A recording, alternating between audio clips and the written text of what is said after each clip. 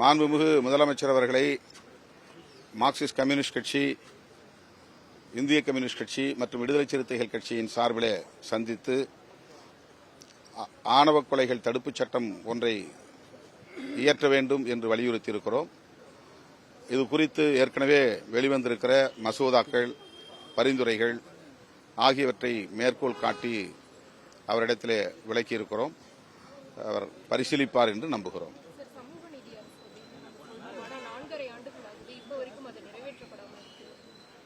எது நிறைவேற்றப்படாமல் இருக்கு? இல்ல, இந்த சட்டம் என்னை பொறுத்தவரையில இந்திய ஒன்றிய அரசால் கொண்டு வரப்பட வேண்டிய சட்டம். ஏனென்றால் இது ஒரு தேசிய அளவிலான பிரச்சனை.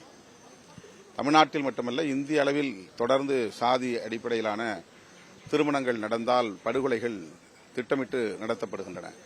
வடமாநிலங்களில் நடப்பதை பார்த்து காப்பி அடித்து தமிழ்நாட்டிலும் இதை செய்ய துணிந்திருக்கிறார்கள்.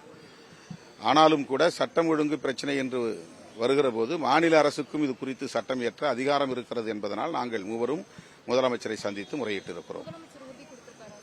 இல்லை, எந்த உறுதியும் தரவில்லை.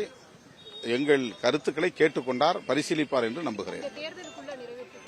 நிறைவேற்ற வேண்டும் என்று வலியுறுத்தியிருக்கிறோம்.